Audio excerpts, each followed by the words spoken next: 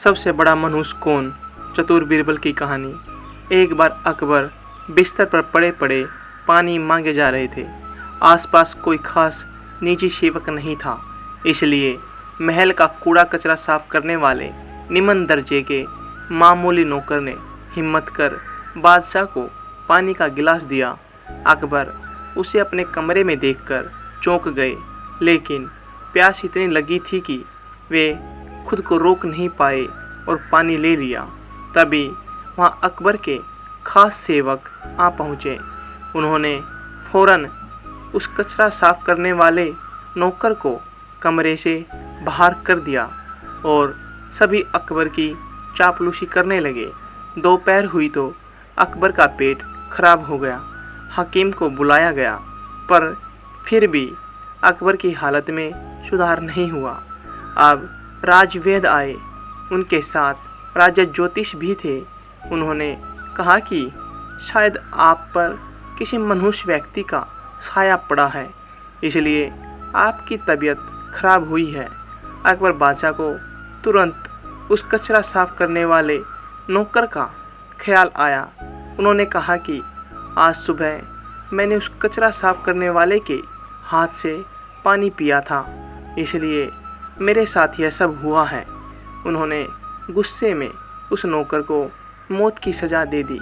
थोड़ी ही देर में सिपाहियों ने उस नौकर को कारागार में बंद कर दिया। बीरबल को जब इस बात का पता लगा तो वह उस नौकर के पास गए और उसे सांत्वना देते हुए कहा कि वे उसे बचा लेंगे। बीरबल तुरंत अकबर के पास गए और उनका हालचाल लिया। तब अकबर ने बताया कि हमारे राज्य का सबसे बड़ा मनुष्य मुझे बीमार कर गया। यह बात सुनकर बीरबल हंस पड़े। तब अकबर को गुस्सा आया और वह बोले कि तुम्हें मेरी ये हालत देखकर मज़ा आ रहा है। तब बीरबल ने कहा कि नहीं नहीं महाराज, एक बात पूछनी थी। अगर मैं उस नौकर से बड़ा मनुष्य आपको ढूंढ कर दूं तो आप क्या करेंगे? क्या आप इस नौकर को सज़ा से मुक्ति दे देंगे? अकबर ने तुरंत बीरबल की यह शर्त मान ली और पूछा कि बताओ उस नौकर से बड़ा मनुष्य कौन है? अब बीरबल बोले, उस नौकर से बड़े मनुष्य तो आप खुद हैं। उस नौकर के हाथ पानी पीने से आपकी तबीयत खराब हुई, आप बिस्तर पर आ गए, लेकिन उसका तो सोचिए, वह तो आपकी प्यास बुझाने आया था, आपकी खिदमत कर रहा था।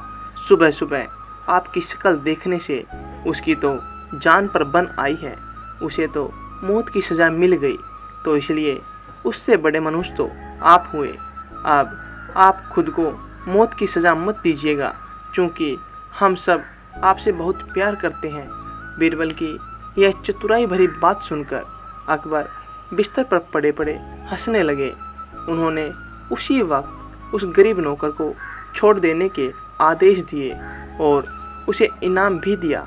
मनहूसियत का अंधविश्वासी सुझाव देने वाले राज्य ज्योतिषी को उसी वक्त घोड़े के तबेले में मुनीमगिरी के काम में लगा दिया गया।